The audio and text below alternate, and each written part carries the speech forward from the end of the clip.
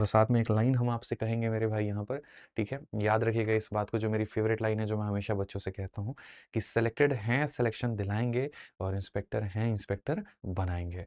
तो आप यहाँ पर इस सीरीज़ में अगर जुड़ते हैं, सारे क्लासेस को मेरे देखते हैं, तो आपको इंस्पेक्टर या कांस्टेबल बनने से कोई भी नहीं रोक सकता। तो आज के टॉपिक का नाम है मेरे भाई यहाँ पर संख्या पद्धति, जिसे हम यहाँ पर कहते हैं नंबर सिस्टम।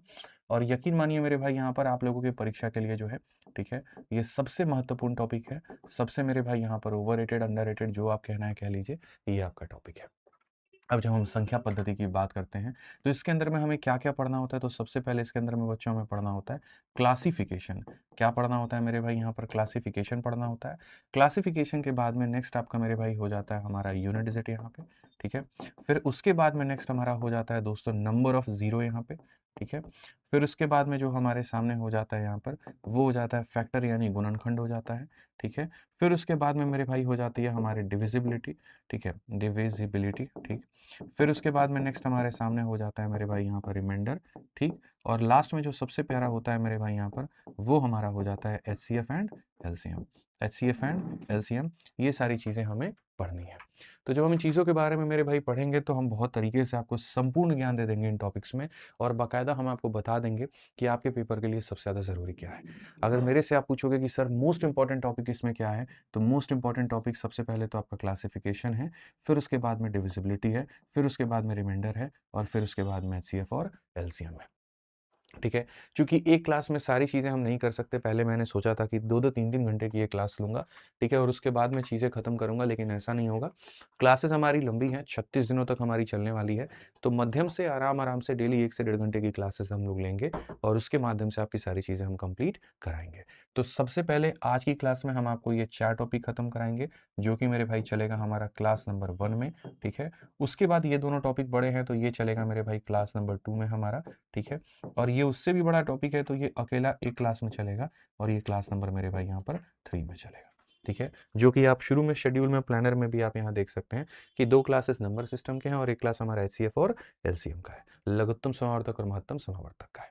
तो मैं जैसे आपको मेरे भाई बता देता हूँ यहाँ पे इंग्लिश और हिंदी दोनों में लिख के, कि सर सबसे पहले जो होता है हमारे सामने, वो होता है हमारा रियल नंबर, और रियल को हम यहाँ पर क्या कहते हैं? तो वास्तविक संख्या कहते हैं। इसके मेरे भाई यहाँ पर 2 बेटे हो जाते हैं।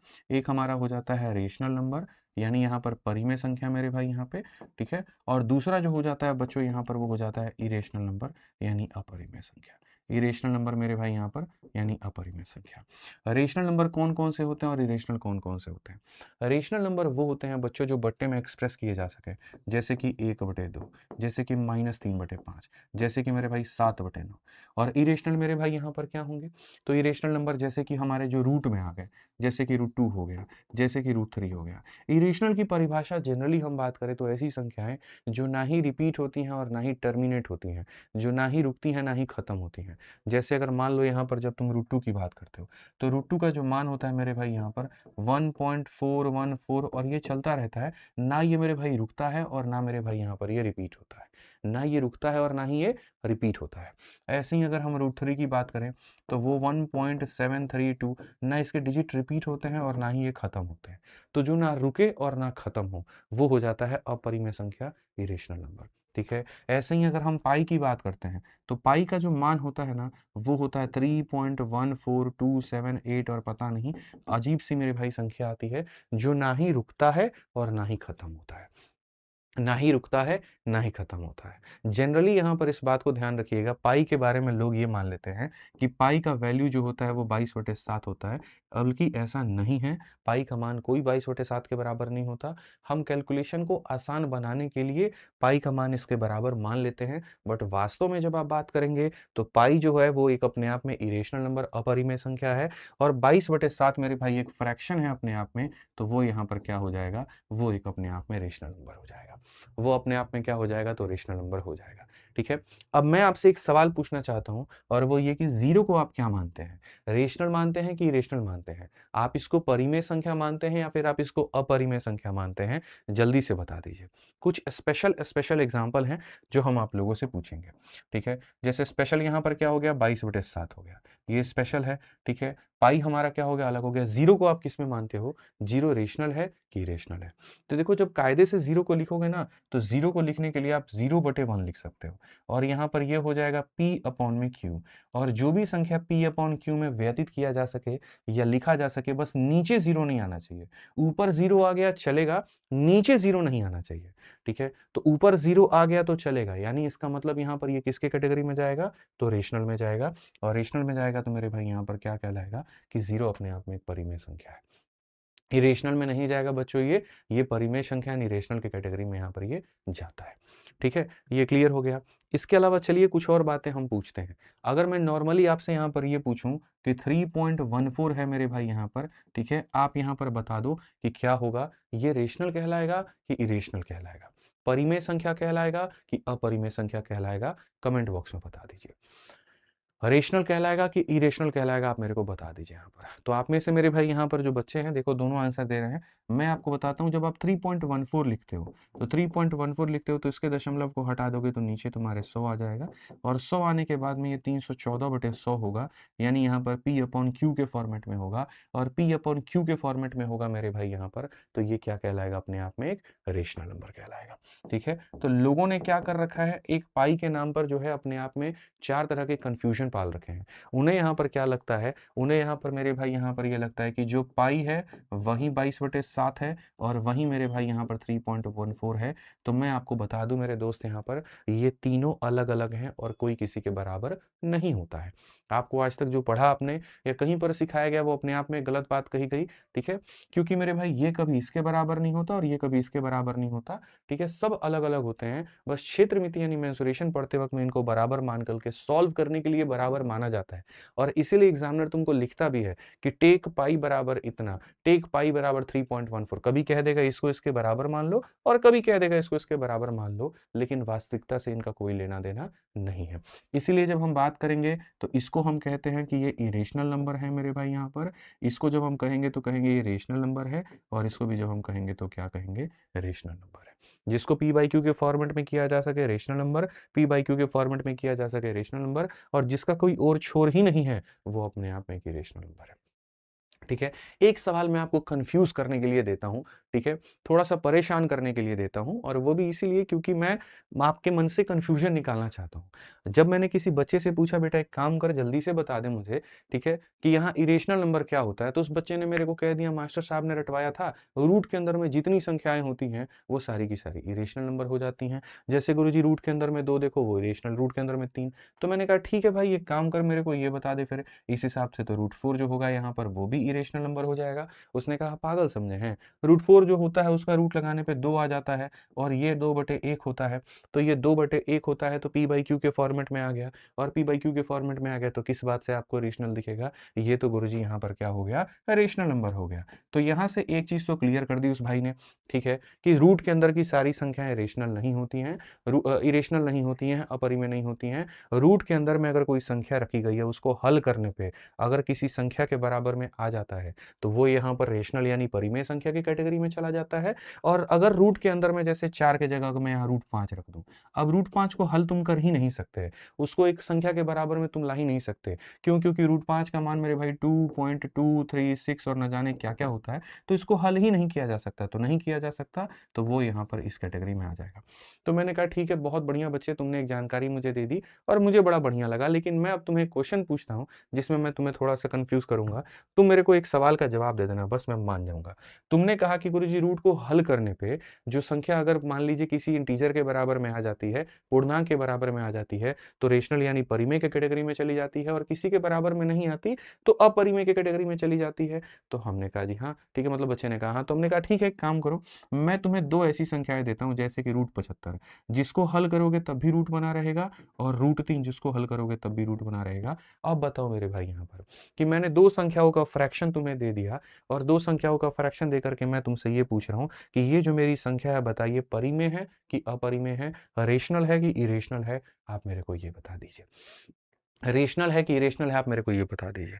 अब भाई मेरा परेशान, यार ये भी देखो अपने आप में एक इरेशनल नंबर। जब इंडिविजुअल बेसिस पर बात करोगे, खुद के अकेले की पहचान बात करोगे, तो रूट 75 एक इरेशनल नंबर है, क्योंकि इसको सॉल्व करने पे एक पर्टिकुलर नंबर नहीं आता है, और रूट 3 भी इरेशनल नंबर है। लेकिन मजे की बात मैं आपको बताऊं, जब दो इरेशनल नंबर को डिवाइड करते हैं, तो वहां पर हो सकता है इनका रिजल्ट रेशनल भी निकल करके आ जाए। जैसे इस क्वेश्चन में मैंने कहा ना, मैं फंसाऊंगा। अब देखो कमेंट में कुछ लोग रेशनल बता रहे हैं और कुछ इरेशनल बता रहे हैं। ये इस बात को साबित करता है जो मैंने कल के अनाउंसमेंट में कहा था, कि बहुत लोगों को ये लग रहा है कि हमने 2017 और 2021 के पेपर को सॉल्व कर लिया, तो जी हमें यहाँ गणित आ रहा है। यही गलती है आपकी।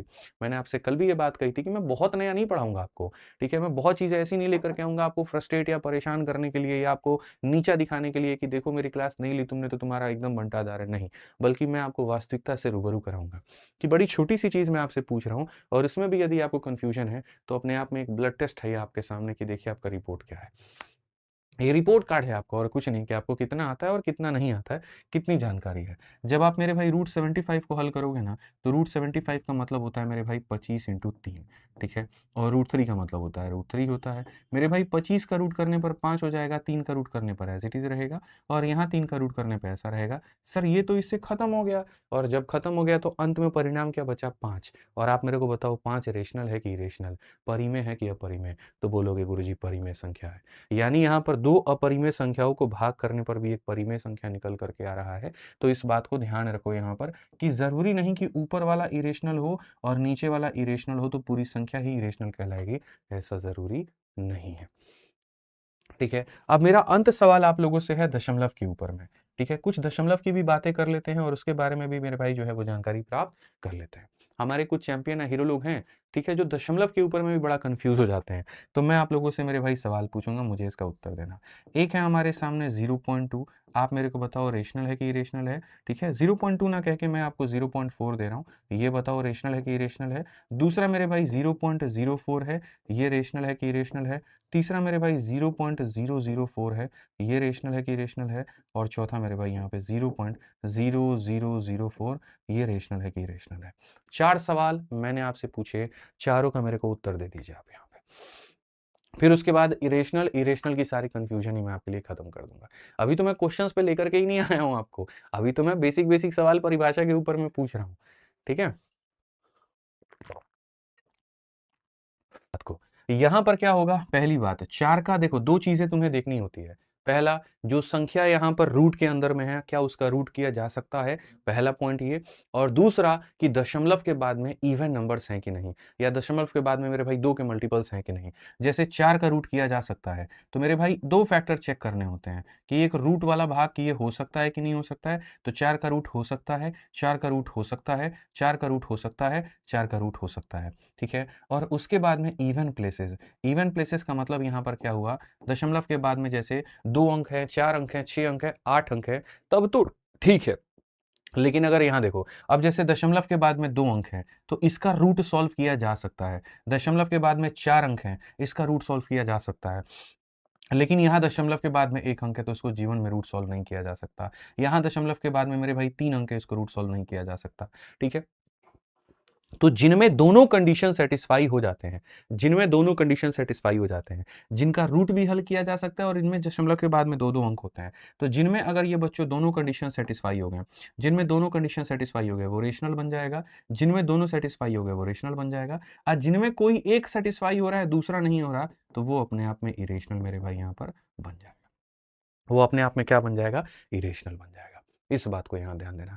कैलकुलेटर भी निकाल करके तुम जब हल करोगे ना, तो इसका मेरे भाई कोई भी समाधान तुमको नहीं मिलेगा। एक ऐसी संख्या आएगी जिसकी दशमलव कभी खत्म नहीं होगी, लेकिन इसको सॉल्व करोगे तो 0.2 आ जाएगा, इसको सॉल्व करोगे 0.02 आ जाएगा, लेकिन पहले या तीसरे को सॉल्व करोगे तो कोई समाधान नहीं। मतलब जिस चीज का कभी कोई अंत ना हो, या जो चीज रिपीट ना हो, इनके अंत नहीं आएंगे, इसलिए ये रेशनल है। और जिसका अंत आ जाएगा वो अपने आप में क्या है, रेशनल है। हम लोग उसके बाद जब मैं तुम्हें क्वेश्चंस कराऊंगा ना, देखना कितने धड़ल्ले से तुम लोग क्वेश्चन लगाओगे। और मैं हमेशा कहता हूं कि सिर्फ मेरी 20-25 मिनट की थ्योरी है, वो पढ़ लीजिए, उसके बाद में आप देखिए आप क्वेश्चंस खुद ही लगा लेंगे, मेरी ज़रूरत पड़ेगी नहीं। और शिक्षक होना भी वही चाहिए, जिसके पढ़ाने के बाद बच्चे खुद से क्वेश्चन लगा ले, जो हर क्वेश्चन को रटवा रहा है वो टीचर नहीं है, मैं ये मानता हूँ। ठीक है, तो आ जाइए चलिए यहाँ पर सबसे पहला क्वेश्चन आप देखिए, the set of real number include which of the following, वास्तविक संख्याओं के समूह में कौन शामिल होता है? आप मेरे को बताओ, रियल नंबर यानी वास्तविक संख्या में कौन आता है? रेशनल आता है, इरेशनल आता है। हिंदी में भी मेरे भाई यहाँ पर देख लो, सब बढ़िया तरीके से, वास्तविक संख्या के कितने बेटे हैं? परिमेय है और अपरिमेय है। तो आप अपने जब इस सवाल को मेरे भाई यहाँ देखोगे, तो आप यहाँ पर क्या कहोगे? वास्तविक संख्या में गुरुजी परिमेय और अपरिमेय दोनों आएगा, रेशनल इरेशनल दोनों आएगा। सीधा धड़ल्ले से आंसर दीजिए। अगर आप सीख गए ना, तो कमेंट में आपको आंसर देना आपका अधिकार है। आप यहाँ पर जो है ज्यादा आलस में मत आइए कि कंबल में हाथ घुसा लिए काय टाइप करेंगे, नहीं करना पड़ेगा।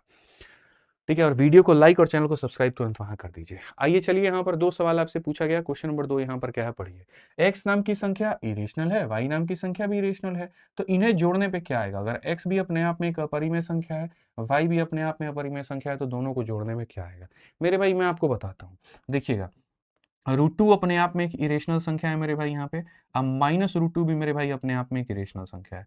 तो जब हम दोनों को जोड़ेंगे, अच्छा ये अलग संख्या और ये अलग संख्या है, दोनों को साथ मत लेना। 1 जैसे अलग होता है और -1 जैसे अलग होता है ना, तो उसी तरीके से यहाँ पर ये अलग है और ये अलग है। ये एक इरेशनल नंबर अलग है और ये एक इरेशनल नंबर अलग है। जब मैं दोनों को जोड़ता हूँ तो कितना आता है? 0 आता है। अब 0 बताओ कैसा संख्या हो जाएगा? तो 0 रेशनल हो जाएगा, यानी मेरे भाई क्या हो जाएगा? तो बोलोगे सर ये परिमेय संख्या हो जाएगा। यानी मैं आपको ये उदाहरण देना चाहता हूँ कि जरूरी नहीं है कि 2 मेरे भाई अपरिमेय संख्या को जोड़ने पर अपरिमेय संख्या ही आए, 2 इरेशनल को जोड़ने पर इरेशनल ही आए, 2 इरेशनल को जोड़ने पर रेशनल भी आ सकता है। शर्त क्या है? पहले वाले का अपोजिट दूसरा वाला होना चाहिए। शर्त यहाँ पर यह है कि रेशनल तब आएगा जब x बराबर -y होगा। ये जो x होगा, ये जो x होगा, ये y का अपोजिट यानी -y होगा। अगर ये +y है तो ये -y होगा। समझ में आ गया मेरे भाई यहाँ पर बात? चलिए आ जाइए, आगे बढ़िए, अगले सवाल पे फोकस करिए और इस सवाल को देखिए। कहा गया कौन सी संख्या टर्मिनेटिंग है? मेरे भाई शांत दशमलव है। शांत दशमलव मतलब चुपचाप जा करके बुझ जाएगी। तो अभी नियम बताए थे, जिसके नीचे जो खाली 2 के पावर से बना हो या 5 के पावर से बना हो या इनके मिश्रण से बना हो, वो बुझ जाती है और बाकी नहीं बुझती। तो अगर हम देखेंगे तो 42 की बात करोगे ना, तो ये 7 × 6 से बना है, तो ये कभी भी नहीं खत्म होगा। 75 की बात करोगे तो ये 3 × 25 से बना है, यानी 5 के साथ साथ 3 भी है तो नहीं बुझेगा। 128 की बात करोगे, 2 का पावर 5 32 6 64 7 128, इसमें खाली नीचे 2 का पावर 7 है। और फिर 42 की बात करोगे, 7 × 6 है, नीचे ये नहीं बुझेगा। ये 3 खत्म नहीं होंगे तो कौन खत्म हो जाएगा? ऑप्शन नंबर जो सी है, जो हमारा बिल्कुल सही उत्तर है। ठीक है, समझ में आ गया? तुम लोग क्या समझते हो? 5 को देख करके सोचते हो कि डिवाइड कर देगा, नहीं करेगा। ठीक है, ऐसे तो 15 के अंदर भी 5 है, किसी संख्या को 15 से भाग करके देखो ना, कभी खत्म ही नहीं होता है। ठीक है, अब आ जाओ, चलो अब उसके बाद में जैसे तुम लोगों ने संख्याओं के बारे में समझा, विभाजन को समझा, विभाजन को जाना, जो कि मैंने तुम्हें दिखा दिया। सबसे बेस्ट किताब अगर कोई है ना भाई तुम्हारे रिवीजन के लिए, तो मेरे भाई मैं बता रहा हूँ, मतलब आपके गवर्नमेंट एग्जाम्स में ये आप लोगों की खुशकिस्मत है कि एक ऐसी किताब है मेरे भाई जो पूरे संपूर्ण फॉर्मूले का रिवीजन करवा देती है, और इसका नाम फॉर्मूला बुक है। मैं आपको बताता हूँ, 1 साल के अंदर में कम से कम यहाँ पर जो है मैं आपको बताऊँ 10 से 11 लाख के करीब में यहाँ पर बच्चे इसका ऑर्डर मंगाते हैं। ऑनलाइन से लेकर के ऑफलाइन तक पूरे साल में 10 लाख से ज्यादा कॉपीज इसकी सोल्ड होती हैं। और सोचिए सिर्फ इतनी पतली सी किताब, क्या होगा इसके अंदर में कि 10-12 लाख जो है लोग यहाँ मंगाते हैं? कारण इसका कंटेंट है। क्योंकि बच्चे की जो सबसे बड़ी समस्या क्या है, वो 4 जगहों से पढ़ता है, 4 सोर्सेस को पढ़ता है, वो यूट्यूब भी फॉलो करता है, ऐप भी फॉलो करता है, टेस्ट भी फॉलो करता है, किताब भी फॉलो करता है, लेकिन एंड में उसके पास अपना कुछ नहीं होता। तो मैंने उसको उसका अपना साथी बना करके दे दिया, जिसका नाम रखा मैंने फॉर्मूला बुक। पढ़ो तुम कहीं से, रिवीजन करो यहीं से वाली बात है। एक ऐसी किताब जो अपने आप में पूरी तरीके से रंगीन है, ठीक है, जिसके अंदर में सारे फिगर, सारे मेजर, सारी चीजें दी गई हैं, और जो हर प्रतियोगिता परीक्षा के लिए बनाई गई है। और यही कारण है दिल्ली सरकार ने अपने पाठ्यक्रम के अंदर भी इसको शामिल किया हुआ है। ठीक है, तो अगर हम देखें तो इसके अंदर में ये पूरा दे दिया है मैंने, उसमें तो मेरे भाई पढ़ लेना। जैसे हम बता रहे थे, परिमेय संख्या, पूर्णांक, भिन्न, फिर दशमलव। दशमलव में मैंने बता दिया शांत दशमलव, फिर अशांत दशमलव। ठीक है, और ये सारी चीजें मैंने वहां पर आपको बता दी। अब इसी में जो संख्याएं होती हैं, प्राकृतिक संख्याएं, उनकी अलग अलग भाग होती हैं, उसमें एक आता है अभाज्य संख्या। ठीक है, ये अभाज्य संख्या जो है मेरे भाई यहाँ पर ना, ये अभाज्य संख्या की बात हम करेंगे। अभाज्य संख्या बेसिकली यहाँ पर अब क्या होता है? ठीक है मेरे भाई, अभाज्य संख्या जैसे डिस्कशन है, अभाज्य संख्या वो संख्या जो कभी किसी से ना कटे। ठीक है, सिंपल सिंपल सी बात है जो मेरे भाई ना कटे। अभाज्य संख्या की थोड़ी सी अगर हम मेरे भाई जानकारी को समझें तो पहली बात अभाज्य संख्या कौन होती है। तो यहाँ पर हम अगर देखेंगे अभाज्य संख्या, तो आप बोलोगे गुरुजी अभाज्य संख्या प्राइम नंबर। अब दुनिया ने क्या डेफिनेशन इसकी रट ली, जो कि बहुत गलत डेफिनेशन रट करके बैठे हो। वो डेफिनेशन तुमने ये रट लिया कि जो संख्या किसी से ना कटे वो अभाज्य है।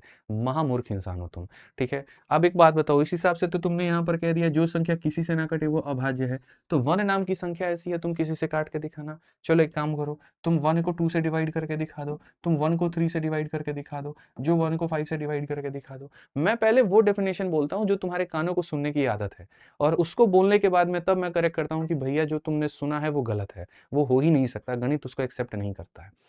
यानी जीवन में आप ये बात कभी किसी के आगे कहना मत, फजीहत हो जाएगी कि जो किसी से ना कटे वो अभाज्य है। नहीं, असल में अभाज्य की परिभाषा होती है कि जिन संख्याओं के 2 गुणनखंड होते हैं, यानी जिनके कम से कम कम से कम नहीं, सिर्फ जिनके 2 फैक्टर होते हैं, ठीक है। जिनके क्या होते हैं, जिनके 2 फैक्टर होते हैं, उन्हें हम अभाज्य संख्या कहते हैं।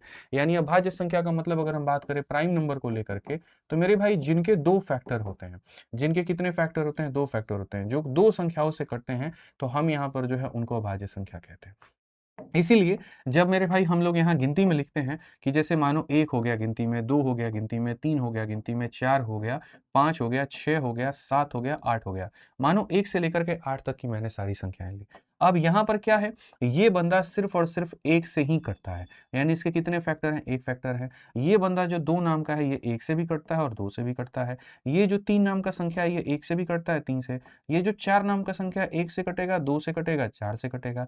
5 नाम की संख्या 1 से कटेगा और 5 से कटेगा। 6 नाम की संख्या मेरे भाई 1 से कटेगा, 2 से कटेगा, 3 से कटेगा, 6 से। 7 नाम की संख्या खाली 1 और 7 से कटेगा। 8 का एग्जाम्पल तुम छोड़ो हटाओ। अब इसमें जो जो संख्याएं जो सिर्फ 2 लोगों से कटेंगे वही प्राइम नंबर होंगे।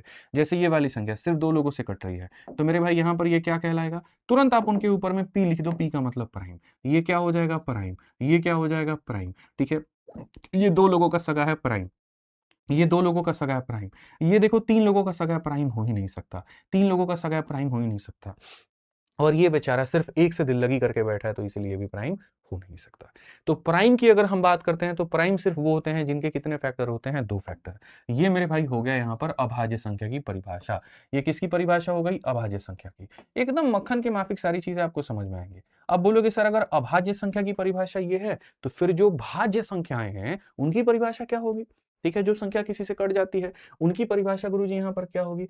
मैंने कहा don't fear when I am here, simple सी बात है यहाँ पे। अब मेरे भाई जो भाज्य होते हैं उनको हम लोग मेरे भाई यहाँ पर कहते हैं, देखो ठीक है, जो भाज्य संख्या होती है वो कौन होता है, तो भाज्य संख्या। अब दुनिया ने भाज्य संख्या का भी परिभाषा गलत रट रखा है, ठीक है, जिसे हम इंग्लिश में कंपोजिट नंबर कहते हैं। आप यहाँ पर इसको क्या रट करके बैठे हो, जो किसी से कट जाए वो मेरे भाई यहाँ पर जो है भाज्य संख्या है, या जो एक के और खुद के अलावा किसी और से भी कट जाए वो भाज्य संख्या है। क्या मतलब बनता है ऐसे बेतुके मेरे भाई यहाँ पर डेफिनेशंस का, ठीक है। सही चीज याद करने में क्या कष्ट है। जैसे अभाज्य की परिभाषा है कि इसके 2 फैक्टर होंगे, तो भाज्य की परिभाषा होती है कि इसके 3 फैक्टर होंगे, ठीक है। कितने फैक्टर होंगे, 3 फैक्टर होंगे, कम से कम 3 फैक्टर होंगे। हिंदी में यहाँ पर इसके आगे लिख भी दे रहा हूं, कम से कम 3 फैक्टर्स होंगे। कम से कम 3 होने चाहिए, ज्यादा से ज्यादा जितना भी कर लो कोई फर्क नहीं पड़ता है, कम से कम 3 फैक्टर होने चाहिए मेरे भाई, तो उसको कहते हैं हम लोग भाज्य संख्या, ठीक है। जैसे मैं एग्जांपल देता हूं यहाँ पर, ठीक है। इसी एग्जांपल को अगर मैं उठा करके लेकर के आ जाऊं मेरे भाई यहाँ पे, और इसी को ला करके मैं यहाँ पर रख दूं, तो अब मेरे भाई यहाँ देखो जिसके कम से कम 3 फैक्टर हो। अब कम से कम 3 फैक्टर हो तो मैं यहाँ पर मेरे भाई समझाता हूँ, कम से कम कितने फैक्टर होने चाहिए, 3 फैक्टर। अब यहाँ पर देखोगे तो आप बोलोगे कम से कम, गुरुजी ने कहा 3 फैक्टर, इसके पास कितने फैक्टर है, 1, ये हो ही नहीं सकता। इसके पास 2 है, ये भी नहीं हो सकता। इसके पास 2 फैक्टर, ये भी नहीं हो सकता। इसके पास कम से कम 3 फैक्टर है, जी हाँ ये हो सकता है, कंपोजिट हो सकता है। इसके पास 2 है, नहीं हो सकता। इसके पास 3 से ज्यादा फैक्टर हैं, तो बिल्कुल ये भी हो सकता है, ये भी नहीं हो सकता मेरे भाई।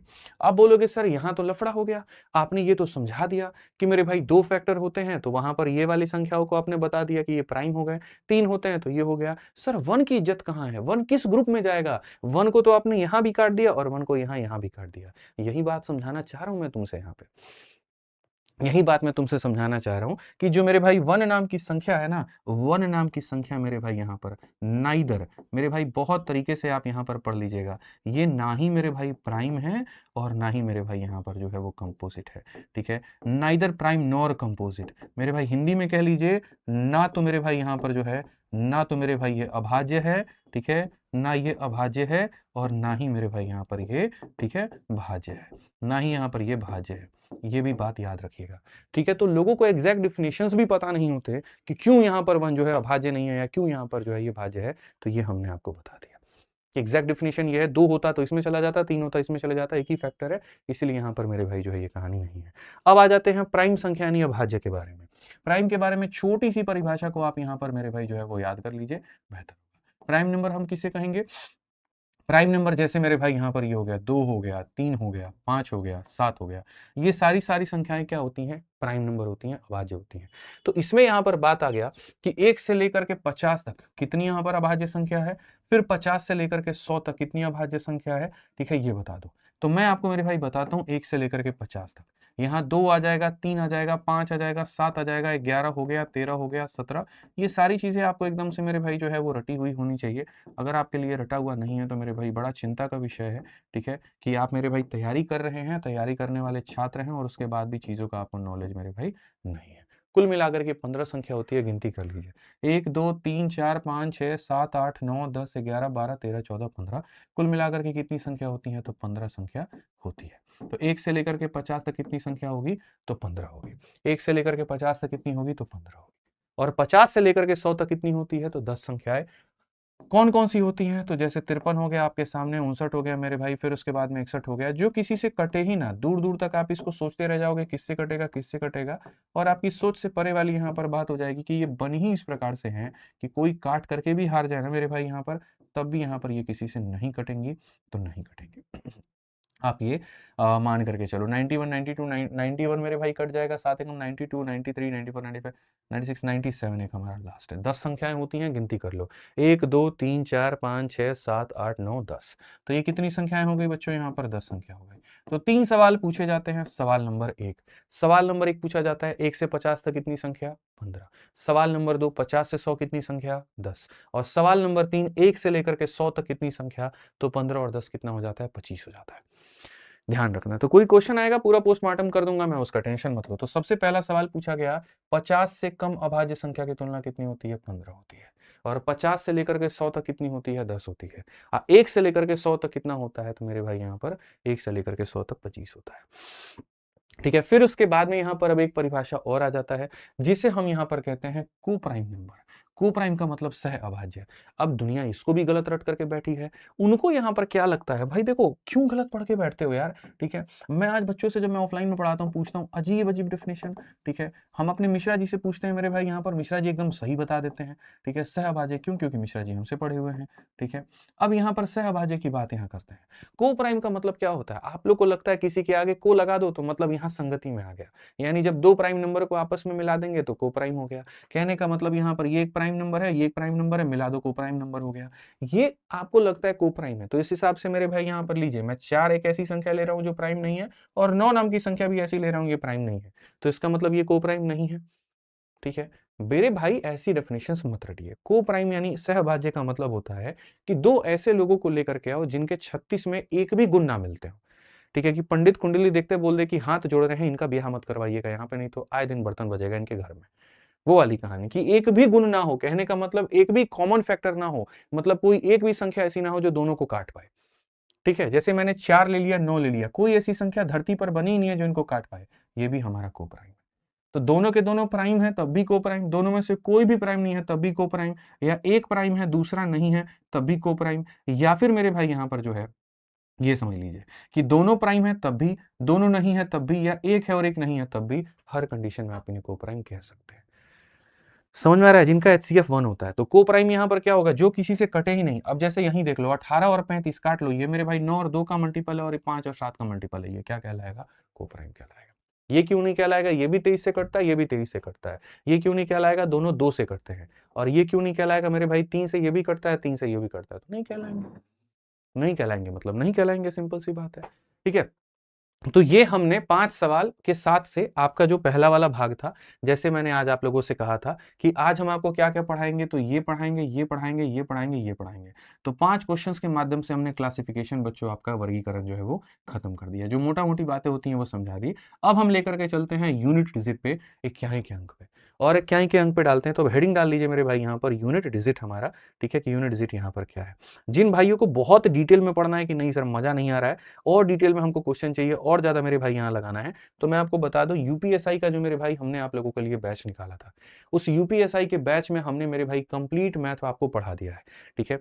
और यूपीएसआई के बैच का मेरे भाई यहाँ पर इतना ना करके हमने और ऑफर में इसकी प्राइस कम कर दी, ठीक है। आप जाओगे अभी यहाँ पर यूपीएसआई को लेकर के, ठीक है, मैं आपको बता देता हूँ जिनको बहुत डिटेल में पढ़ना है कि नहीं सर हमको तो सारी बातें जाननी है, बहुत तरीके से बातें जाननी है, तो जब आप यहाँ कोर्सेज में जाओगे हमारे ना, और जब मैथ्स में मेरे भाई यहाँ जाओगे तो आपको हमारा यूपीएसआई का बैच दिख जाएगा, ठीक है। इसमें यूपीएसआई का बैच दिख जाएगा और एकदम 100 रुपए उसमें फीस में और कम कर दिया, 350 थी उसमें भी 100 रुपए कम करके 250 रुपए कर दिया है। इसमें मैंने पूरा डिटेल में पढ़ा रखा है, लेकिन ये उनके लिए जिनको डिटेल में पढ़ना है, जो मेरे भाई ऑलरेडी यूट्यूब से करना चाहते हैं वो यहाँ से करे, कोई दिक्कत नहीं है। इसमें अब जैसे तुम जाओगे तो जैसे नंबर सिस्टम ही आपका है, अब इसको नंबर सिस्टम बहुत तरीके से मेरे भाई डिटेल में बहुत गहराई में पढ़ा रखा है, आप यहाँ देख लो। अब नंबर सिस्टम ही हो गया यहाँ पे, ठीक है।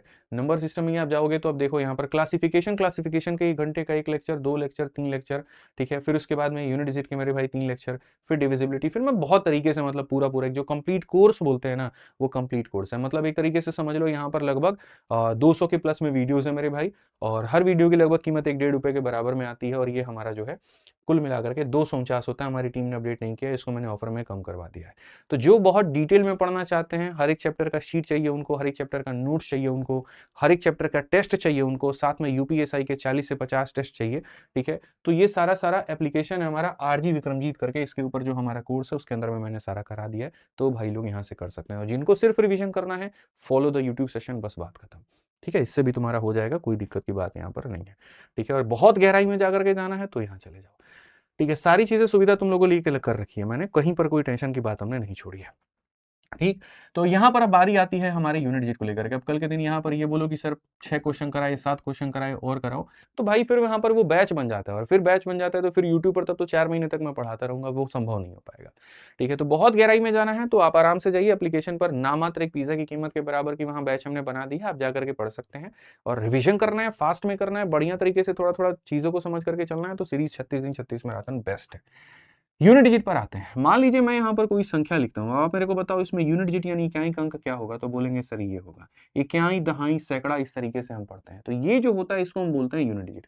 अब यूनिट डिजिट के अंदर में ही तुम्हें सवालों को पढ़ना है, और क्या पढ़ना है कि जैसे दो संख्याओं को जोड़ने पर उनका यूनिट डिजिट क्या आएगा, मल्टीप्लाई करने पर क्या आएगा, भाग करने पर क्या आएगा, इस तरह की सारी बातें, तमाम बातें समझ में आ रहा है बात। तो ऐसे मान करके चलो कि जैसे जब दुल्हा दुल्हन का मेरे भाई वरमाला होता है ना, जब स्टेज पे वो लोग एक दूसरे को वरमाला पहनाते हैं, तो उसमें मेरे भाई सारा फोकस किस पे होता है, दुल्हन पे होता है। हालांकि कुछ नालायक होते हैं जो उसके साथ आई उसकी सहेलियों को भी देख रहे होते हैं, वो एक अलग बात है, ठीक है। और कुछ ज्यादा ही देख रहे होते हैं, वो एक अलग बात है, और पहले सेट कर लेते हैं, अच्छा इनसे हम बात करेंगे, इनसे तुम कर लेना, इनसे तुम कर लेना।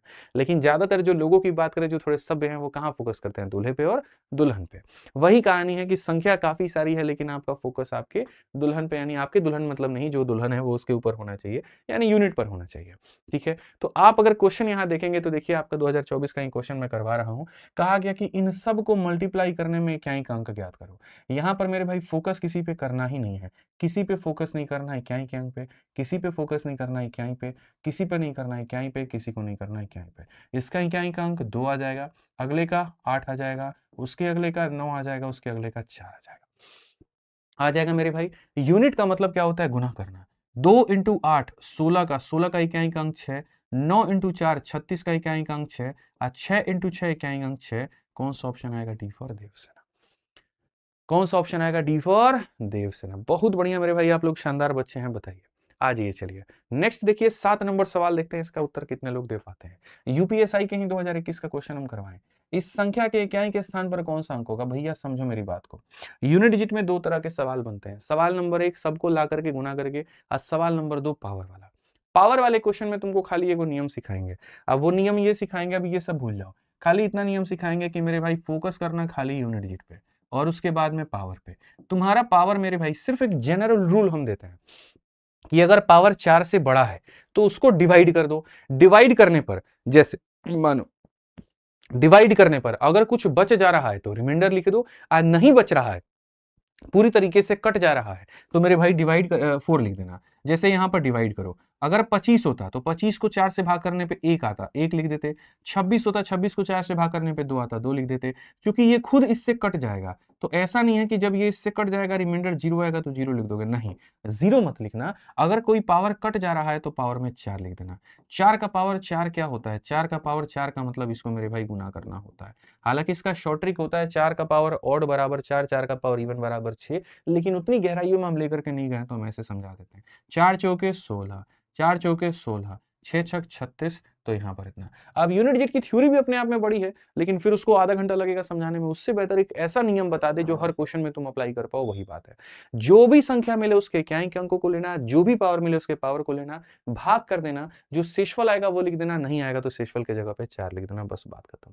इससे ज्यादा दिमाग मत लगाओ, ठीक है। अब यहाँ देख लो मेरे भाई, ये तुम्हारा यूनिट डिजिट का क्वेश्चन नहीं है, ये यूनिट डिजिट का है, तो पहले यूनिट डिजिट वाले कर लेते हैं, फिर इसको कर लेंगे यहाँ पे, ठीक है। ये करो, इतना इंटू इतना में इक्याई का अंक, फोकस खाली इक्याई पे, फोकस खाली इक्याई पे। 7 का पावर कितना है बच्चों? 45। यहाँ 8 का पावर कितना है? 73। अब आप देखो, एक दुख की बात बस इतनी सी है मेरे भाई, कि लाइक आपने बहुत कम किया है। आप बताइए, क्या सेशन आपको अच्छा नहीं लग रहा है? अंतरात्मा आपकी गवाह नहीं दे रही है कि सेशन को लाइक कर दे? बोलो। तो जब गवाह दे रही है तो लाइक कर दो ना, फिर रुके क्यों हो मेरे भाई यहाँ पे, ठीक है। आप यहाँ देखो, अगर हम बात करेंगे मेरे भाई यहाँ पर, तो जैसे ये हो गया, इसको डिवाइड बाई 4 करेंगे, तो यहाँ पर जो भी पावर है डिवाइड बाई क्या हो जाएगा? 4।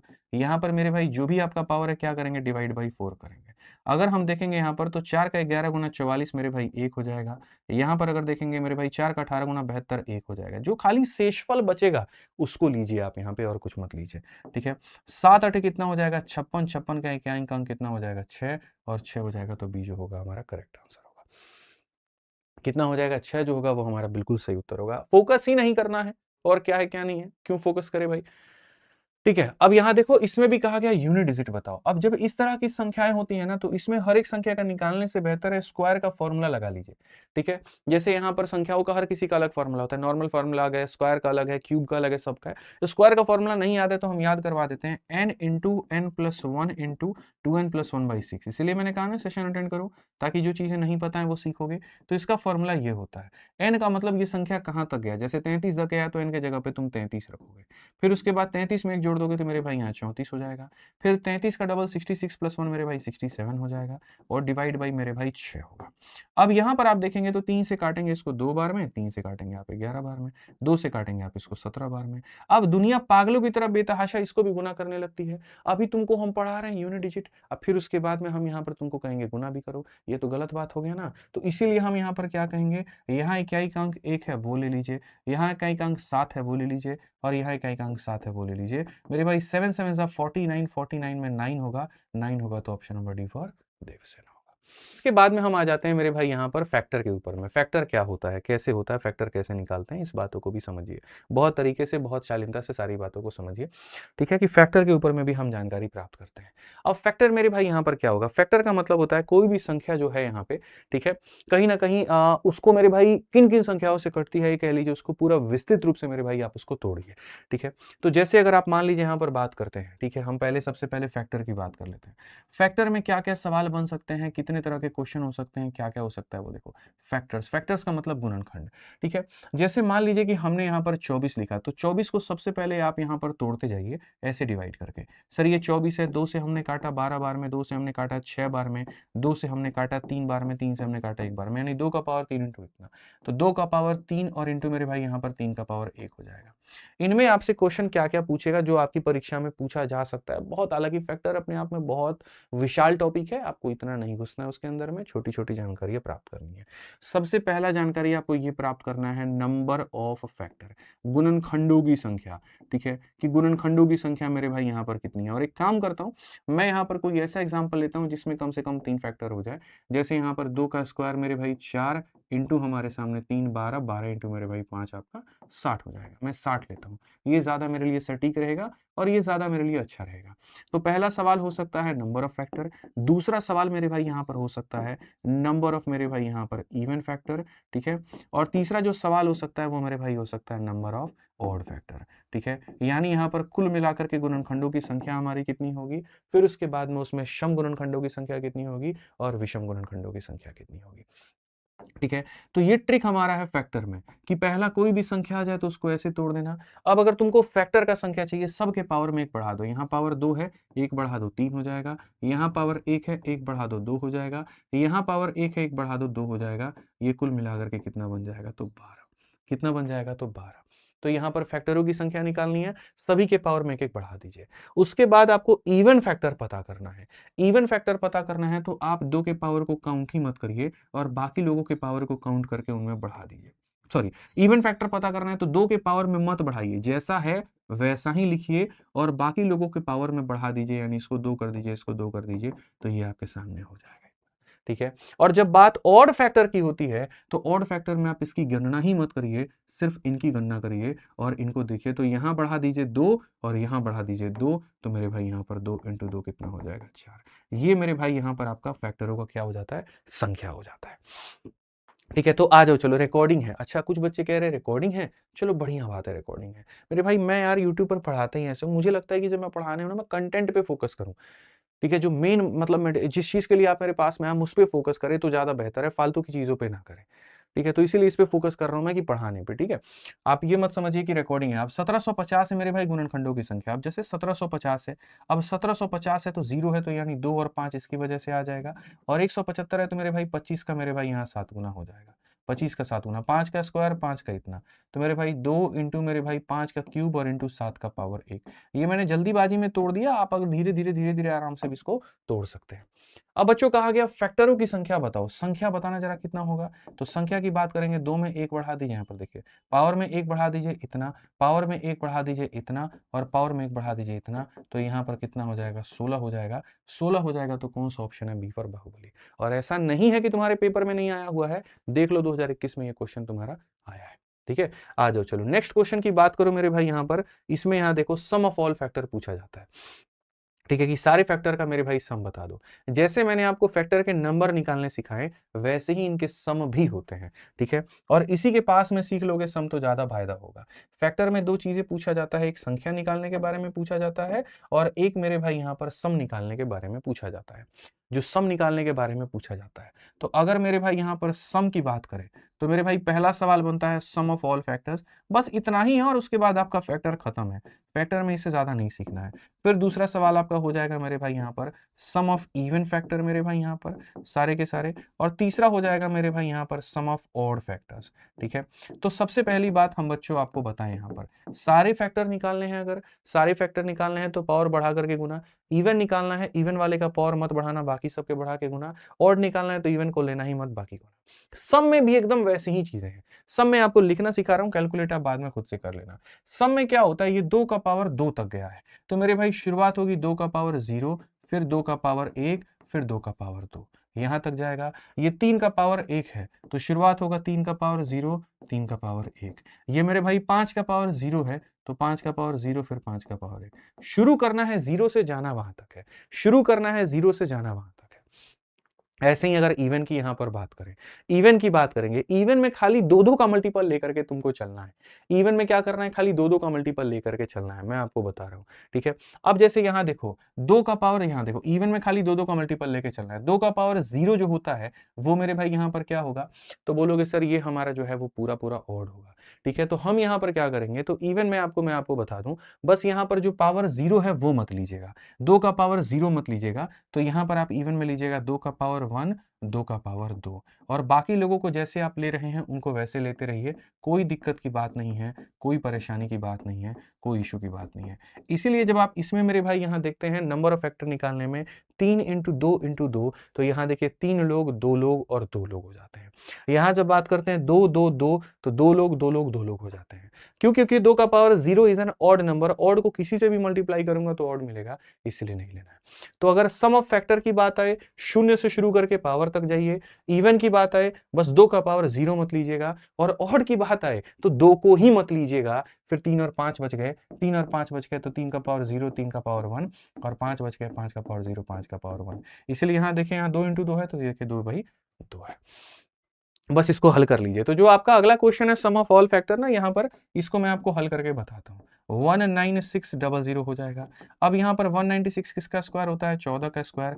यहाँ पर 2 का स्क्वायर इंटू 5 का स्क्वायर। 14 क्या होता है? 2 का स्क्वायर इंटू 7 का स्क्वायर इंटू 2 का स्क्वायर इंटू 5 का स्क्वायर। 2 के कितने पावर हैं? 2 के मेरे भाई 4 पावर है। ये कितना है? 5 का मेरे भाई स्क्वायर है। और ये कितना है? 7 का स्क्वायर है। जब मेरे भाई यहाँ पर ये सारी चीजें आप यहाँ लिख लोगे तो आपसे कहा गया सम निकालने को, और सम के लिए तो हमने आपको सिखा ही दिया है। सम के लिए अगर हम देखेंगे तो 2 का पावर 0, 2 का पावर 1, 2 का पावर 2, ठीक है। और ये सारा सारा एकदम तहजीब से बच्चे हमारे चलते जाओ तुम, ठीक है। 5 का पावर 0, 5 का पावर 1, 5 का पावर 2, ठीक है। 7 में जाए, 7 का पावर 0, 7 का पावर 1, 7 का पावर 2, ठीक है। अगर हम देखेंगे यहाँ पे 1 हो जाएगा, फिर 2 हो जाएगा, फिर 4 हो जाएगा, फिर 8 हो जाएगा, फिर हमारा 16 हो जाएगा। ये किसी 1 हो जाएगा, 5, 5 का स्क्वायर 25 हो जाएगा। ये हमारा 1 हो जाएगा, 7 हो जाएगा, और ये हमारा 49 हो जाएगा।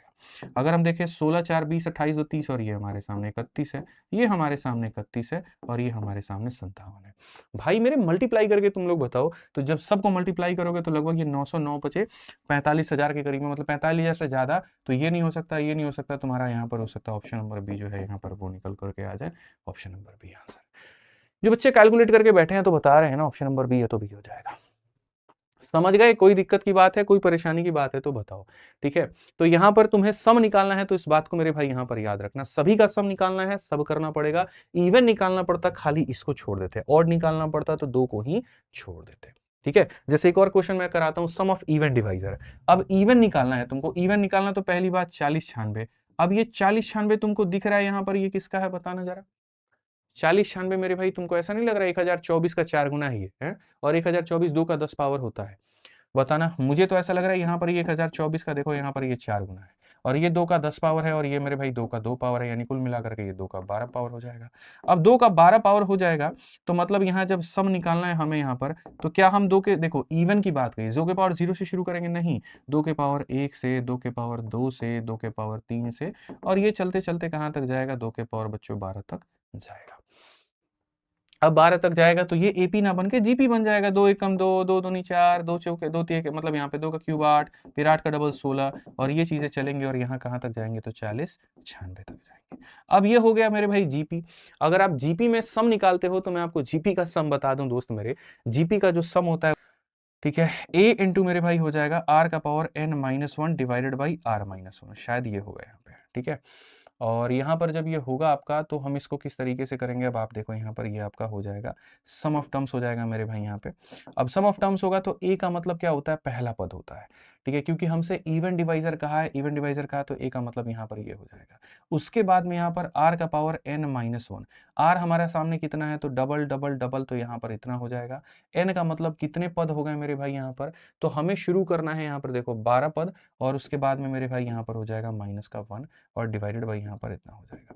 अगर हम देखेंगे तो 2 का 12 कितना हो जाता है? 1000, देखो यहाँ 40 96, 40 96 से एक कम करोगे तो मेरे भाई यहाँ पर हो जाएगा 40 95।